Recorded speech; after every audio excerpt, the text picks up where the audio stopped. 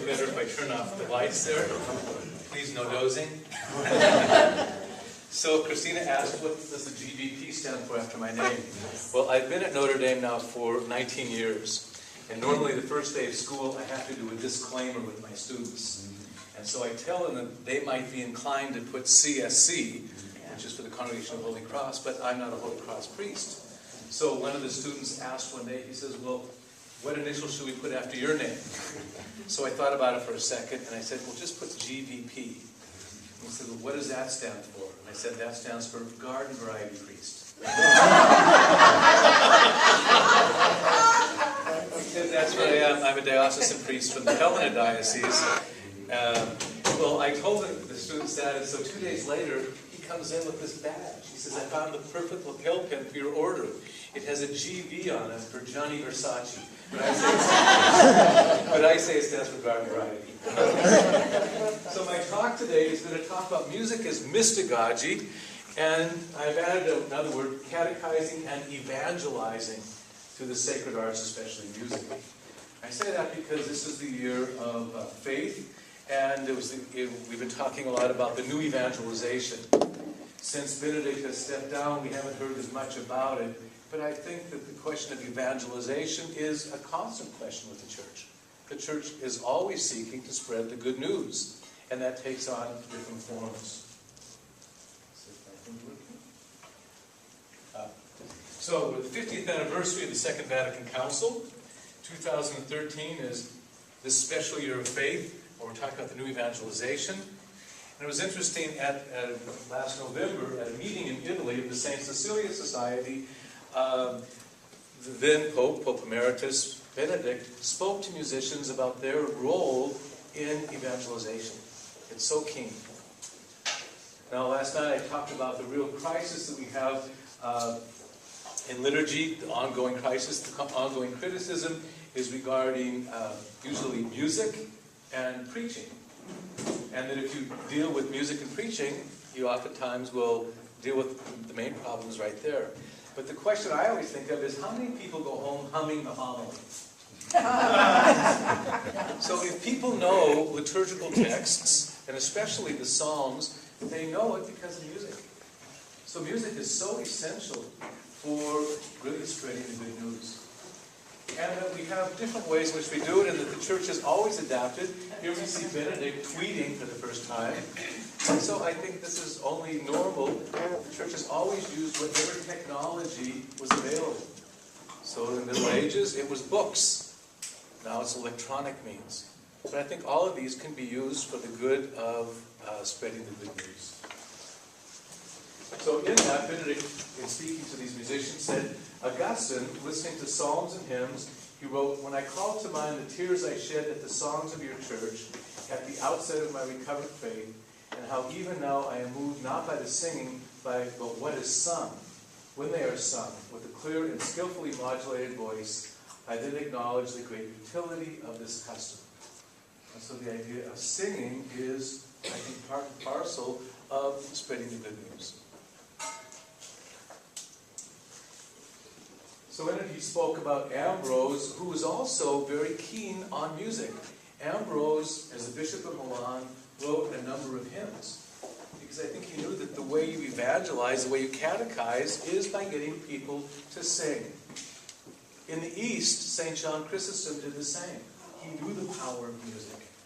In the Middle Ages, St. Thomas Aquinas used music when he was trying to promote the feast of Corpus Christi. He wrote a number of hymns. Some of them we used for Eucharistic benediction. The Adorate, the Evoque. All of these were used as a way to promote the feast of Corpus Christi. So that he knew the power of hymns. Martin Luther knew the power of hymnody. And so the number of chorales attributed to him. So, in all of these situations, I think music has served a greater function than just doing music. It's music in service to the Word. So what I want to talk about is the question of mystagogy. This is a former student of mine, Craig Satterley, Lutheran. He was just installed as the Bishop of Southwestern Michigan. Before that, he was teaching at Chicago at the Lutheran Seminary at the University of Chicago. And he did his work on St. Ambrose on the question of mystagogical preaching. And what he found is that what was done in the 4th century is still applicable today. Craig has a unique ability to take something from the past and to say, oh, we can still use that today. He's a very interesting man because he is legally blind. And he applied on 2 separate occasions to our doctoral program and had to kind of convince us that he could do the work. But he did it in spades. And I've never heard so much as one disparaging word out of his mouth. He never sees anything as a problem or an obstacle. Everything is an opportunity. And so he's just a wonderful man who also was the president of the North American Academy of Liturgy 2 years ago. In the Constitution of the Liturgy, which we looked at last night, we hear that sacred song, united to the words, forms a necessary and integral form of solemn liturgy.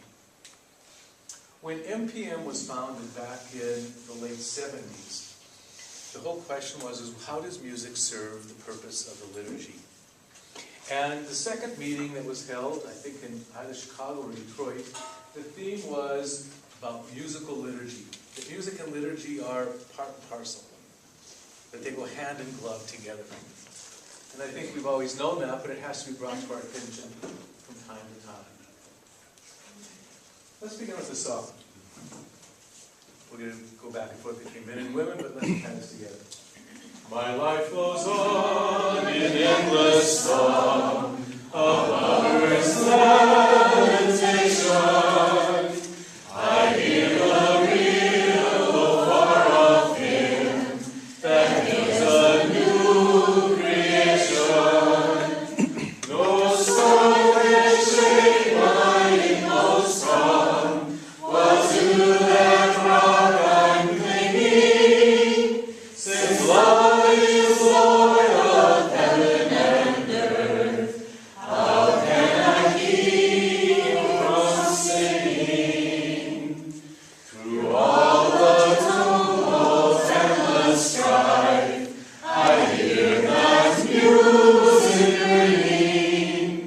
It sounds and echoes in my soul. How can I keep from singing?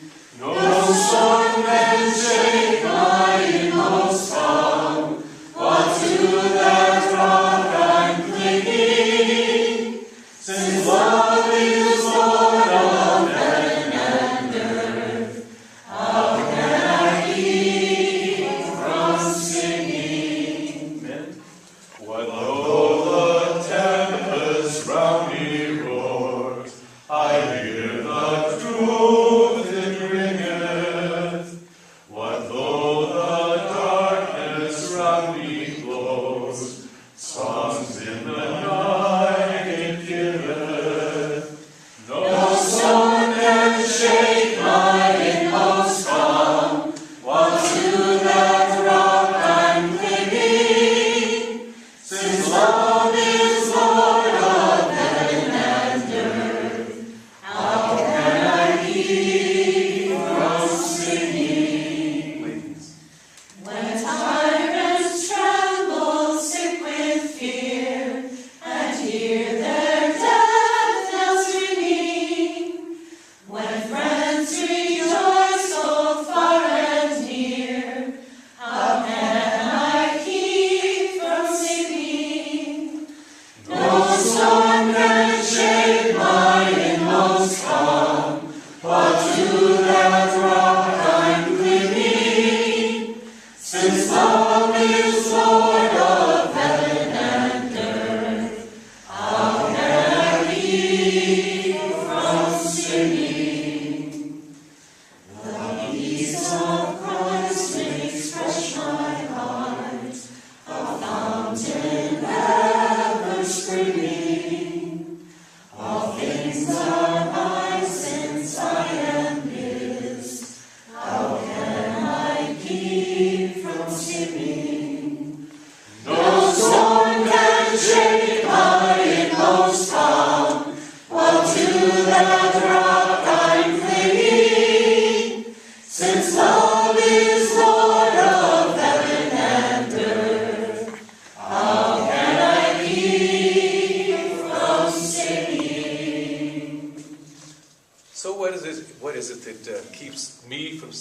keeps you from singing? Obviously, when we're happy, we sing. When we're sad, we sing.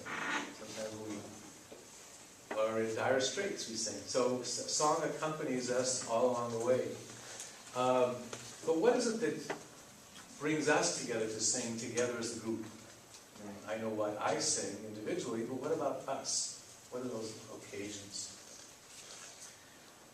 Singing is kind of, especially group singing, is a kind of a conspiracy. When you sing in a choir, you learn a lot about choral breathing, to take your breath together, to form uniform consonants, to form uniform vowels. And we realize that silence is important as making sound. And so some people would talk about singing as a conspiracy. Cum sperare, to breathe together. Of course, remember, sperare is to breathe. When you expire, you breathe out. When you inspire, you breathe in. When you perspire, you breathe through your pores. But when you conspire, you're breathing with. St. Ignatius of Antioch used the image of a conspiracy to speak about the Trinity. That the Trinity is the breath of God between the Father and the Son. So the Spirit is that sacred breath. And so singing, in a way, is a kind of way to image the life of the Trinity. So we hear in the Psalm, let everything that has breath praise the Lord. The Fourth Council of Carthage, in the 4th century, says, take heed with what you say with your mouths that you believe in your hearts. And what you believe with your hearts, you show forth in your works. This is so important, I think, because the choice of music that we do is very, very important. And that oftentimes, what we sing is the way that we get these words into our bones, into our bodies. Like I said before, I know certain psalms because of music. And so when you say, say for me Psalm 8, I get the music going in my mind, and then all of a sudden all the words can flow out. And so the music serves the psalmody, and it's such an important way for us to accommodate, to appropriate those words to ourselves. Gabe Huck, in his book called How Can I Keep From Singing, says, every place we give to inferior and unworthy words is a place not given to strong words. And so I think as musicians especially, we need to be very, very keen that we don't weaken the word by giving it to trivial words, to trite words, that the words are of value. Now last night I mentioned this book by Thomas Day. And of course I kid about it. I was directing the choir of the Cathedral in Helena in Montana. I did that for about 15 years. And one of my choir members brought this to me, and I read it, and it really got up my nose. But I think, in a sense, Thomas Day had a point to make, and that was that initially, especially after the council, Catholics really weren't used to singing. Now, he attributes it to something which I think is a bit spurious, the whole idea of Irish Catholics coming to this country, but Irish Catholics are not the only Catholics in this country. German Catholics and Polish Catholics and Italian Catholics, and many of them come from cultures where the singing was greater. But I think initially it was a little bit difficult to get people to sing. I remember when I was in high school, I put together a group, and people wanted to listen to us, but they didn't want to join in singing. And it was always very difficult to get them to know that their job was to join in. The congregational singing has a special value in the church. When I was choir director, there was a thing that Oregon Catholic Press put out. It was called the 10 Commandments for a Pastoral Singer, or pastoral musician. And every Sunday we would go through one of the commandments, and then after 10 Sundays we would start all over, because you can always learn something. But the first one I like the best. It says that as a pastoral musician, you have to love the sound, the gusty sound of a congregation singing together slightly out of tune. The congregation singing will never be like choral singing, but there's something powerful about it. Don Salyers, in his essay, says people will sing when they have something to sing about. And that's so true. After 9/11, everything shut down. I remember after about 3 weeks on the late night shows, the various comedians like Jay Leno and company had to ask for permission, could they start telling jokes again, and could we resume life? Because everything was just shut down for a good 3 weeks after. No planes were flying, everything was disturbed. I remember shortly thereafter was the first football game at Notre Dame that we resumed our schedule.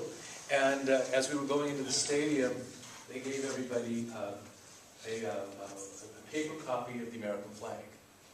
And at the beginning of the ceremony, they always have the singing of the America the Beautiful and the Star Spangled Banner. And to hear 90-some thousand people singing together, it was palpable. People will sing when they have something to sing about.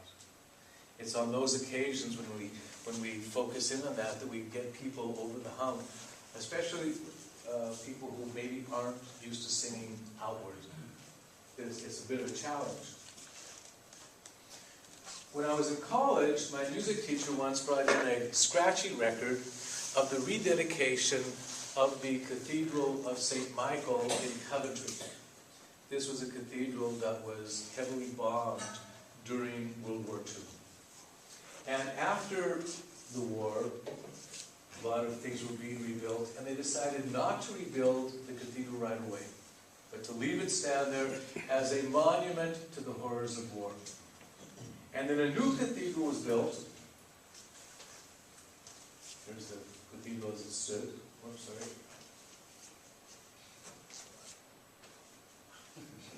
Here we go. You can see this Gothic cathedral, and it was heavily damaged. And it just sat there for many, many years, although they cleaned out some of the timbers. And so the people had to wait for a good 25 years before they began building a new building. And they built a new building adjacent. So you have this porch area here in the middle, and this is where the old cathedral is, here to the left, and here is the new cathedral. And there is a wall of etched glass that separates the new cathedral from the old. So you're looking through this etched glass into the ruins of the old cathedral as a powerful symbol of the horrors of war. And the rededication, it was a scratchy LP, but I remember hearing this and thinking, oh my gosh, if I could have the people I was serving hear this record, they would get the idea and they would start singing. Well, that's naive. Because people will sing when they have something to sing about. But because these people suffered so greatly during the war, and because they waited so long after the war to kind of put themselves back together, they had something to sing about. And so we're very, very blessed to be sung. Today it's a real cultural center for England. It's an industrial town, Coventry, but lots of cultural events go there. This is interesting that somebody took burnt embers from the old cathedral and placed them on the high altar, and that became known as the Coventry Cross. And then the big nails that were used in the Coventry Cathedral that were now in the charred remains were taken, and they were formed into the Coventry Cross as well, and they were sent around the world. About 15 years ago, a statue was erected in the ruins here at the same time that we were celebrating an anniversary of Hiroshima. And a similar statue was placed there, as well as in Dresden, Germany. So these became centers of the devastation of war. And so a lot of people think of Coventry as a place of reconciliation. And certainly I do, but I also think of it as a place for the arts. It's dedicated to St. Michael. But inside, here's the interior, you have some dancing going on, and of course lots of musical groups like to come there and sing because it's a great acoustic. But it's also a very symbolic church. Clement of Alexandria uses the notion of a symphonia. Symphonia not meaning an orchestra of instruments, but symphonia meaning to sing together. He writes, "You want to strive so that we, the many, may be brought together into one love according to the union of the essential unity. As we do good, may we simply pursue unity. The union of many, which the divine harmony has called for out of a medley of sounds and division, becomes one symphony, following the one leader of the choir and teacher, the Word, resting in that same truth and crying out, Abba, Father. So the musical metaphor has been used all throughout the church's history. And because it's such an apt metaphor to speak about living in a community. But also it speaks well about the church as unity, but also the Trinity as a unity of persons. So Dolores Duffner, when she wrote her book, Sing a New Church into Being, she was criticized for that because some people said, well, what's wrong with the old church? But that wasn't her point. The point is that every time we gather to pray, we pray the church into being. Every time we gather to sing, we sing the church into being. I mean, we teach little kids this all the time, don't we? Here is the church, here is the steeple, open it up and see all the people. Yet we're never so much a church as when we are gathered to pray. And we pray best when we sing.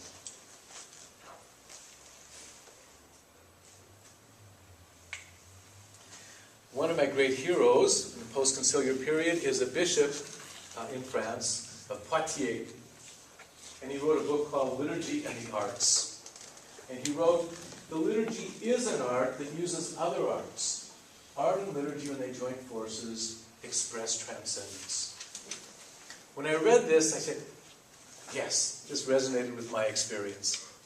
I remembered when I was in seminary, I once went to my spiritual director, and I told him that I thought maybe I had more spiritual experiences in the concert hall than I had in the chapel. And he said, well, don't worry about it, you'll get over it.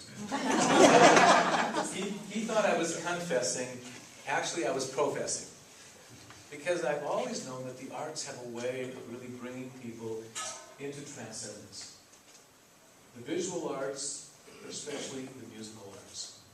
Now, I don't think, 35 years later, I would be so categorical as to oppose the concert hall to the chapel. Because you can have transcendent experiences everywhere. But I still know that music has such a powerful role to play to bring people into the presence of the divine. Kathleen Hughes, a religious of the Sacred Heart of Jesus, a liturgist, wrote a book called Mystagogy, The Mystagogy of Sacrament. Many of us know this idea of mystagogy from the RCIA. It was a word that was foreign to us, but as of about 1980, it became popular again. For many of us, the term was associated with the rite of Christian initiation of adults. It was the fourth period. So that after they were catechized and they were initiated, they entered into a period of mystagogy. Literally, the period of mystagogy was the 50 days of Easter, between Easter and Pentecost. But mystagogy not only is a period of time, it's also a way of learning. It's a way of teaching. Mystagogy is learning things from the inside out. And here we took our cue from the 4th and the 5th century with a certain number of bishops. One was Ambrose in the west. In the east there was Theodore of Opsuestia, Cyril of Jerusalem, and St. John Chrysostom. Now, there may have been more mystagogical preachers, but these were the ones who left us writings. And what they did is they knew that the best way to teach somebody something is to give them the experience of it first, and then to unpack the experience. For example, if I was going to teach a course on love poetry, your first assignment would be go out and fall in love. Because if you've never fallen in love, you're not going to understand love poetry. But once you've fallen in love, not only will you want to read it, you'll want to compose your own poems. Because sometimes the only way we can know these things is from the inside. Now, mystagogy then unpacks an experience. And so the early mystagogues knew that you get a certain amount of preparation, but then you did the rites well. You did the rites in their fullness. And then after that time, you unpack them. And so mystagogy is a way to sustain a reflection on the rites. It's like a musical sostenuto. We hold on to it. We savor. Now, Kathleen Hughes had the intuition. She says that what we do for initiation can be applied to all of the sacramental rites of the church. That confirmation is a good example of how mystagogy might be helpful. Oftentimes, especially with confirming high school kids, we dangle carrots and use sticks to get them to go to confirmation class. And they have to do all of these various things. And then they get confirmed, and we don't see them again. Confirmation is like graduation. They don't have to go anymore. Well, the mystagogical experience would say, well, give them the experience, but then have them come back and unpack it. And so it's not a graduation from, it's a graduation into the Christian life. Marriage is another hard one. And we make married, engaged couples come for 6, 8, 9, 12 months in preparation. We put them through their paces. They get married and we don't see them again. Is there a way that we could use a more mystagogical approach in marriage? I think the marriage encounter movement does this the best. They say that people don't come until you've been married for 5, 6, 7, 10 years, and don't come if you're in a bad marriage. Because this is not a remedy for bad marriages. This is to make good marriages great marriages. And what they simply do is unpack the experience and let people share their experience. Mystagogy works when you have 3 elements. It's like a 3-legged stool. First, that you have a common experience. Second, that you give people a chance to reflect on that experience. And third, we allow people to share that experience one with the other. So we learn from one another. Mystagogy only works when you have all 3 of those elements. But sometimes I fear that we short-circuit the mystagogical experience because we don't give people adequate time for reflection and especially time for sharing. For this reason, a lot of talk has been given in recent years to the notion of sacred silence within the liturgy. That sometimes we're afraid of silence, just as nature, of course, a vacuum. We're afraid, we want to jump in and fill it with music, with words, with something. But to allow for a moment of silence. It's very, very helpful. And that will encourage the mystagogical experience. But then the other part is allow for sharing. Now, I help out at St. Mary's College, across from Notre Dame, at the Sisters Community. I'm a part of the Sunday cycle of presiders. And we have a number of faculty and townspeople who come to that liturgy, so it's always full. And about every 5 or 6 weeks, we have what's called a mystagogical moment. All we do is, after Mass, anybody who wants to come, comes down for coffee, we break into small groups, and I usually have like 5 prompt questions. Like, was there anything in the liturgy that struck you as kind of interesting today? Is there anything in the liturgy, the word, that gave you kind of a eureka moment? And then I might ask a couple of questions that are actually from the readings themselves. And it's always amazing how one person may have sensed something that another one didn't, and there's a wonderful sharing. And it doesn't take that much. But mystagogy becomes then a way of life, a way of existence. Well, Kathleen Hughes writes in her book, she says, it's a way of knowing. How do we make the world of sacraments accessible to the head and the heart?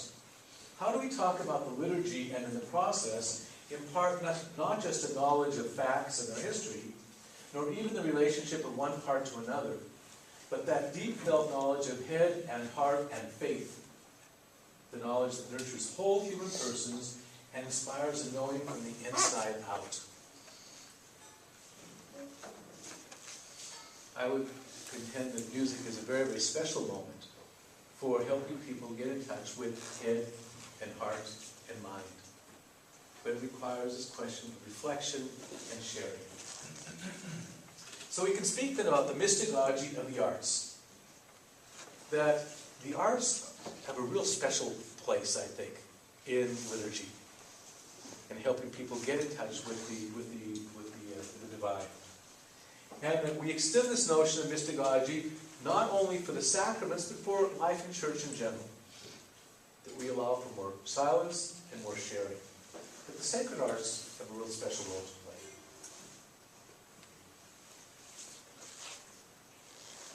So mystagogy is a kind of interpretation of the mysteries, or the teaching of the mystery, but from experience. So first we have the experience, then we have the teaching. We have to have confidence that people have the ability to share their experience, to reflect on it. So what Craig Sadley says, it's a sustained reflection on the mystery. It's like a cow chewing its cud. It's a way of savoring it, savoring the experience for a longer period of time.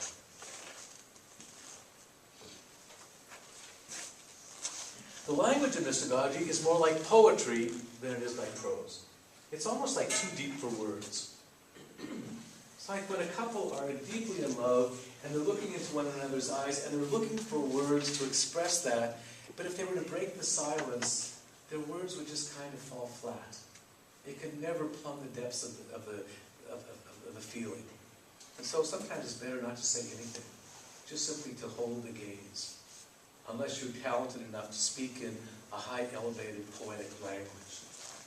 No wonder St. John of the Cross wrote his theology in the form of poetry. The Dark Night of the Soul is a deeply sensitive poem in Spanish. Or no wonder St. John, Johann Sebastian Bach. I think he was. Well, there is a Lutheran book of saints, and they do sanctify it properly. But he always wrote on the thing only for the sola Deo gloria, for the honor and glory of God. That his music was a way of praising God and of praying. Now, what I want to do before we talk about this. Okay. There is a sister in Long Island, New York, Julia Upton, Sister of Mercy, and she was the former provost of St. John's. But she's a liturgist by formation, and her mother was a dancer, so she came up in a very, very artistic family.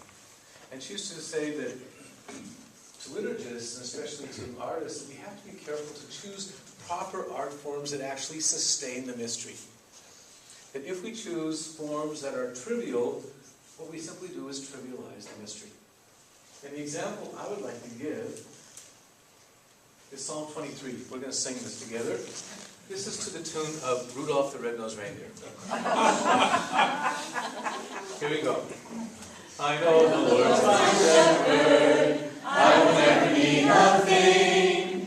He gives me grass that's greenest, takes me to the coolest spring. When I am sad, he cheers me. When I'm bad, he makes me good. Wherever he will lead me, I will follow as I should. Though I walk through valleys, dark as death and sin, nothing there can frighten me. With your staff, you're my true friend. People can say I'm fed well. I can hardly ask for more. I'm going to stay forever with the one who's really Lord. Now don't get me wrong, this is the bad example. I'm not promoting this. I've given this talk in other places. Somebody will come up and say, "Can I have a copy of that for my children's liturgy?" I said, "No." Even kids know that this trivializes the psalm. It's bad. Thank you. And when you compare it to Joseph Gerino, then when he wrote his music, he always knew that the music should be in service to the music, or to the words. And that he wrote it in such a way using a technique called sprung text. And so you simply keep the pulse going. It's like jumping rope. You jump in there.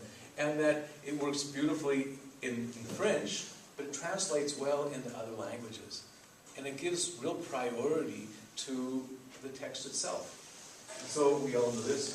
My shepherd is the Lord, nothing indeed shall I want. The Lord is my shepherd, there is nothing I shall want. Fresh and green are the pastures, where you give me repose.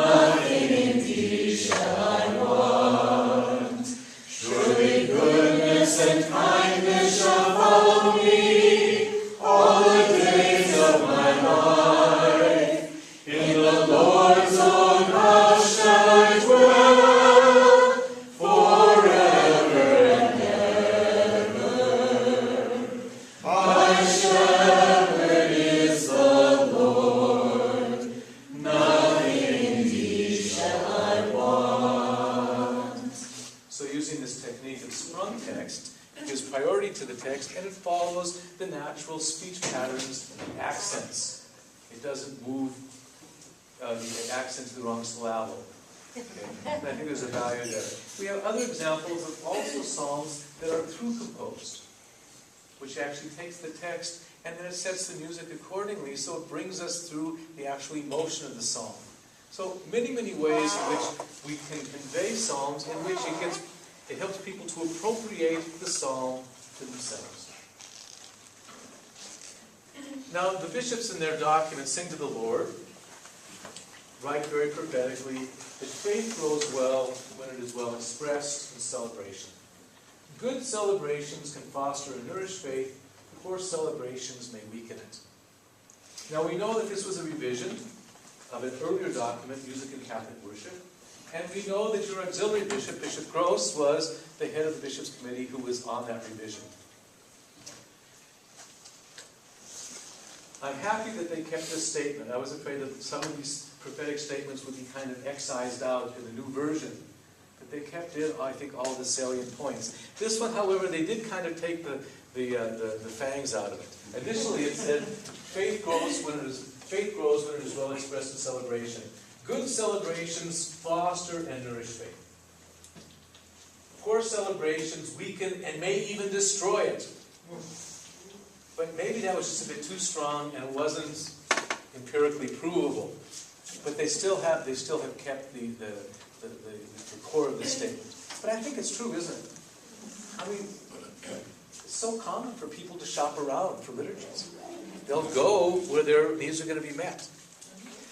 The question I have is what constitutes good liturgy and what constitutes bad liturgy? As I was reading this statement, I saw people's heads nodding. We all can agree to it. But can we agree to what really constitutes good and bad liturgy?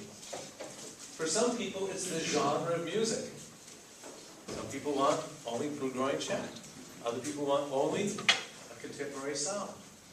Other people want praise anthems. So we said, like last night, we said that music can be very unitive, but it also can be very divisive. Even within a parish, you might have various masses, each one doing a different kind of music. But what happens when you have the high feast days of the Triduum? You don't have a common repertory. For other people, good liturgy is really the quality of the homily. For some people, it's the length of the homily. For some people, good liturgy is in and out with music and a homily 20 minutes. So I think some work has to be done on what are the criteria for judging good and bad liturgy. Now, I'm going to go away on sabbatical second semester, and my goal is to work on an article, if not a book, on the question of the art of celebration, the ars celebrandi. And really look at some criteria as to what constitutes good liturgy, and look at the whole question of the aesthetics of liturgy. Not just the aesthetics of the music, but the aesthetics of how the music is added to the rite. And to try to give some guidance there, if nothing else, for myself, for my own self-interest. But stay tuned. There was a series of articles done in America Magazine. It was called Celebrating Good Worship, or Celebrating Good Liturgy. And it was really interesting because it was a series of articles in America Magazine that were then edited afterwards. The first chapter is the art of the celebrating assembly. It didn't place the burden on preachers. It didn't place the burden on the musicians. It says that the burden of celebrating good worship is everybody's task. Only in about place 4, chapter 4, do they speak about the presider. In chapter 6, they speak about musician, which is, I think, is good because I think way too much burden is placed on the musicians and the preacher. Okay, it's something that we have to instill in all of our people. If we have good liturgies, because we do it together. So here, I'd like to speak about, this is the Daily Double. Ritual as a dramatic art. But liturgy only, it's like music, it only exists in real time. If I show you a piece of sheet music, is that music? No. It helps you do music, but it's not music. In the same way that the liturgical book is not liturgy. It helps you do liturgy, but it's not liturgy.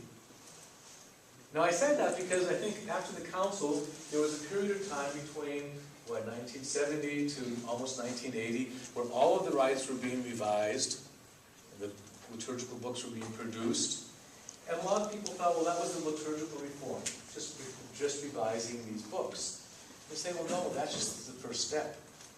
And the books will be revised again and again, like we've seen in the 2011 Roman Missal. It will happen again and again. But the liturgy is the performance. Now, I'm almost afraid to use the word performance because that conjures up the idea of spectators. But so let me just say the word performative. But the liturgy only exists in real time. So it has to be enacted.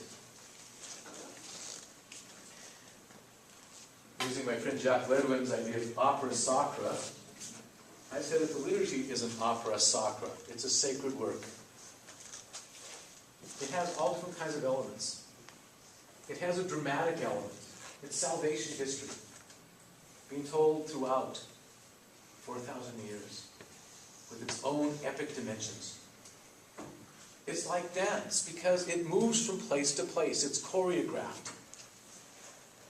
It's like music, because there are moments of tension and relaxation. There's moments of sound, and there's moments of silence. We all know music, and we need all of that. And it's poetry. It's like when we can't express things with just regular words, we seek for a deeper kind of language, poetic language. This is what we were talking about last night in terms of the new translations. Do they have that sense of poetry? For many priests, they're saying that they're having a hard time. St. John's in Collegeville did a survey of priests and of bishops around the country of the new missal, what their experience is after 2 years. And a lot of priests are saying they're struggling. Now, I think we got through the new missal thing, the original thing, pretty well. I counted in terms of the number of changes that the people had to learn was in the neighborhood of 22. And, and with your spirit, that wasn't a huge ask. We got through that. But I think priests are struggling because the prayers are so long and belabored, the words are so fussy, and it's going to take a while for us to own that. And I think with priests also, we have to work harder to make those texts prayerful and to be able to appropriate them to ourselves. But sometimes you just have to kind of do the hard work of figuring out who's on first. Especially when you have all these phrases, these subordinate clauses. Okay. I gave an exercise to my students yesterday. I asked them to look at the soft parts of the liturgy, so the opening rites, the intermediary rites, or the closing rites. And I wanted them to read the general instruction. Then I wanted them to read the history of the development, because these are the rites that are like topsy. They just grew. They just keep adding more and more, and they get a little bit flabby after a while. And then I wanted them to actually orchestrate or choreograph them in such a way that they make sense, that there is a sense of segue, that one part segues into the next.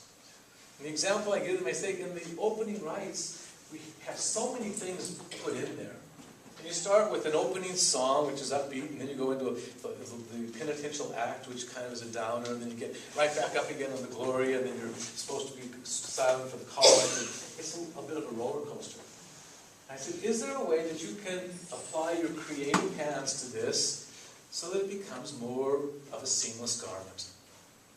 I said, if you're a musician, think of it in terms of orchestrating. If you're a dancer, think of it in terms of choreography. Maybe you're neither of those. Maybe arrange flowers. Think of this flower arranging. But what I want you to use is left brain and right brain. I want you to think artistically about this. The reason I'm giving you this assignment is ever since 2000, when the New Roman Missal, the 3rd edition, came out, I've noticed, especially on the liturgical listserv, that all the questions are of a canonical nature. Can you do this? Can you do that? Is this legal? Is that legal? People aren't asking the creative, artistic questions any longer. And I'm thinking good liturgy is not just simply a matter of following rules. Some say, oh, liturgy. just say the black and do the red. If liturgy was simply rubrics, following rules, coloring within the lines, we'd have great liturgy everywhere. But it's more than that. So how do we call people back to this idea that liturgy is something which has to be enacted? How do we do it in a way which is beautiful? Again, the question of aesthetics. Now again, using that idea of performative, there is a danger. But some see this as, oh, it's the performance by professionals. Professional cantor, professional organist, professional music group, professional whatever. And the people become passive. But if we were to go back to that, I think we would have missed the whole point of the council. Like the council says, the doctrine on the liturgy said that the full active and conscious participation of the people is the goal for the reform of the liturgy, of which there is none greater. So there's no backtracking on that. So our practical applications is how we teach. I really promote that we teach more mystagogically.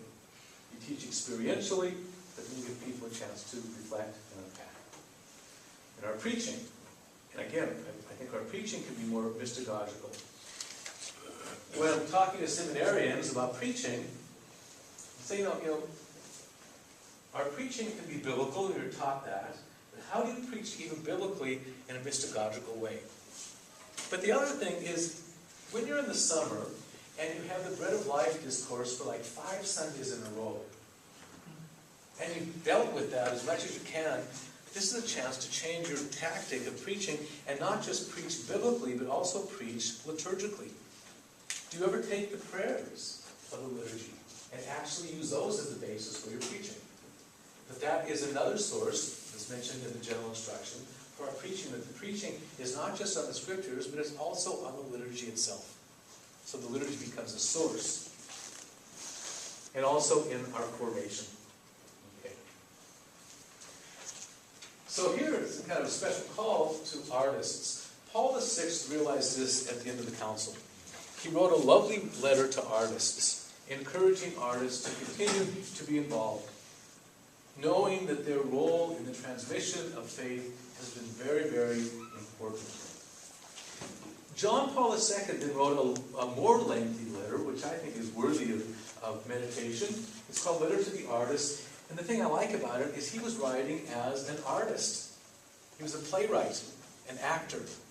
He had the mind and the heart of an artist. So he was doing it mystagogically, from the inside. And it's just beautiful reflection. So, in a sense, Paul VI speaks about artists as being the guardians of beauty, and encouraging them to remain in the church and to help the church. John Paul II, though, it's a wonderful letter, but I'd like to focus on this 3rd chapter for just a moment. This notion of kalogogathia. It's a Greek word.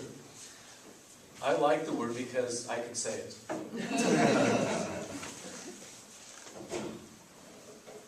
Kalogogathia. Kalo is beautiful, gogathia is truth. So it's beauty and truth. It's like Yeats says best. Beauty is truth, truth, beauty. That is all you know on earth and all you need to know. That our arts need to speak truth to people. That it's not just simply art for the sake of being pretty, but it's art for being beautiful in terms of speaking truth. The reason I say that, as I mentioned last night, there was a consultation before the revision of music and Catholic worship, before Singing the Lord came out. And it was very divided. At first it looked like left and right, but I realized afterwards it was really kind of centrist to the far left. And there was one lady who stood up and she said that she was trying to talk about the role of music within worship. And she talked about, in her childhood, she was given a doll called Pitiful Pearl. Have you ever seen this? I never heard about this. Well, Pitiful Pearl was truly pitiful. Quite ugly. But Pitiful Pearl came with a little box of accoutrement. And so you could prettify her. You could transform Pitiful Pearl into Pretty Pearl. And she says, and that's what the role of music is in worship. And I said, No. That's not what John Paul had in mind when he speaks about color idea. That if it's just to purify it, it's like having knickknacks around your house. After a while, you don't even see it. Or having too much art around the house, that after a while it becomes like wallpaper. Recently, we had a series of Stations of the Cross done by one of our graphic artists, and it's done in multiple languages, and it's quite beautiful. And it's the Stations of the Cross that were inspired by John Paul II, so they're all biblical. But we only hang them up during Lent in our chapel. Because if they're there all the time, after a while people don't see them again. And so they're up for Lent. And then for the month of November, we do a series of saints that we hang up. And so it's revolving exposition, knowing that when art becomes too stable, it kind of loses its punch. And so you have to evolve it a little bit. The same way we do with our music. If we've seen the same thing every week, it loses its punch. So we have this notion of progressive solemnity. That we bring out some things only at certain times of the year. When I think of color d'Agathea, I think of Picasso's Guernica. We know this was a work that he did as a tribute to the Spanish Civil War. And it was done in small studies, first of all, and then he put it together. I saw it in New York just prior to his being returned to Spain. It was done outside of Spain, and the stipulation was it could only go back to Spain once all of that had resolved and monarchy had been reestablished. And so this was the exit of this work to go back to Madrid. And as you went into the exhibit, you saw the little studies, and then you walked into a room, and it was just immense. I bet the painting is the size of that wall over there. Absolutely, and I was unprepared. It's not pretty by any stretch of the imagination, but it's absolutely beautiful because it speaks to the human experience. So if we can distinguish them between beauty and pretty, I think that's half the battle right there. Paul Claudel, French poet, and he was French ambassador to the United States, wrote, "At that moment there occurred the event that dominated my entire life. In a twinkling my heart was touched and I believed. I believed with such a powerful adherence, with such an elevation of my whole being, with such a strong conviction, and a certainty that did not leave space for any sort of doubt, that after that moment, no reasoning, no circumstance of my troubled life was able to shake or touch my faith." I mean, he's talking about his experience of being touched by art. And I think for many of us, if we look at our own lives, faith lives, we realize that we've been touched by art all throughout it. But there may be a moment, almost a moment of conversion, where something touches so deeply. And oftentimes it's the arts that bring us into the realm of God, into the realm of the transcendent. So there was a Bishop's Synod on the liturgy in 2005. In 2007, there was a post-synodal letter written by Benedict, in which he kind of summarizes everything that was said. In it, this is where he speaks about the notion of beauty. He writes, "Like the test of Christian revelation, the liturgy is inherently linked to beauty. It is its veritatis splendor." Remember, that was the name of an encyclical of John Paul II. The liturgy is a radiant expression of the paschal mystery, in which Christ draws us to himself and calls us to communion. He writes, "This is no mere aestheticism, but the concrete way in which the truth of God's love in Christ encounters us, attracts us, delights us, enabling us to emerge from ourselves and drawing us towards our true vocation, which is love." No wonder his first encyclical was, "God is love." So, in summary, all I'm trying to promote is just an attitude that we take our art seriously, that we see our art as a way of evangelizing, catechizing, and that a more mystological approach, what we might do with our fellow musicians and also the congregations we serve, is we allow them to savor the experience, we give them time to reflect and time to share. Great. So, any thoughts, questions, observations? Yes? Enjoyed your presentation. Do you have any comments on communal singing at funerals? Here's where I'm coming from. When I preside at funerals, I try to promote this, but I noticed that that's not too common. And I also fault the music people, the organists, and that who seem to have given up on it, in my experience. Right. Well, it's probably different in different parts of the country, but what I find is kind of true everywhere is that everybody knows Eagles wings now. It doesn't matter if you're Lutheran or Episcopalian or Catholic, everybody seems to own that, almost to the chagrin of Michael Johnson. It's funny, he's a very good scholar, and you've had him here, I believe. When he writes his scholarly articles, he always puts Jan M. Johnson. He disguises his name. Because when people hear his name is Michael Johnson, they say, oh, did you write Eagle's Wings? But that has been very successful, that there's a kind of association there. But of course, funerals, like weddings, are a real challenge, aren't they? Because you have a congregation that's normally not together. And they're from mixed traditions, and oftentimes you have a lot of people there who aren't believers at all.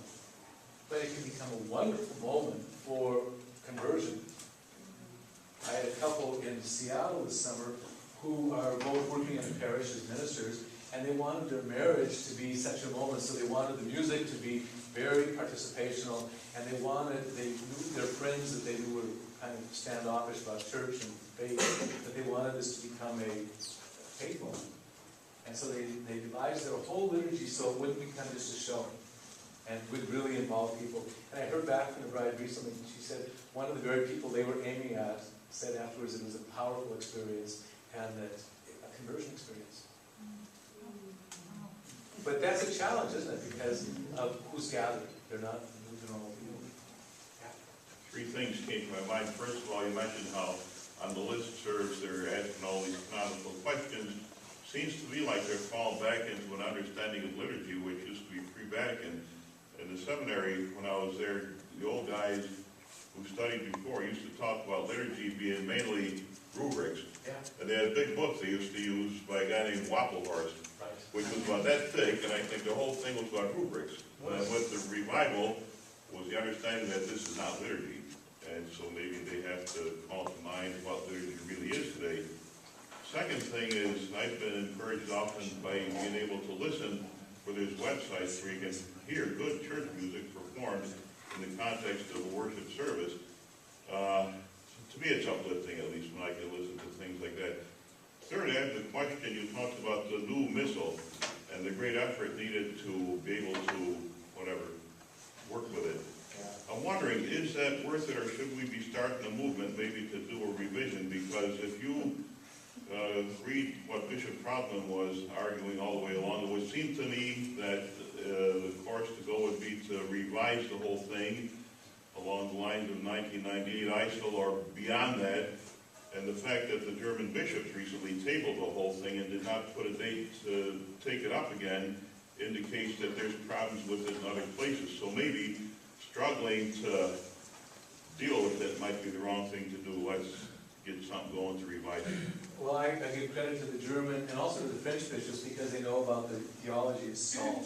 And that's exactly what they did, and I think probably that's going to happen, but the American bishops jumped right on it. Not just the American bishops, but the bishops of the English-speaking world.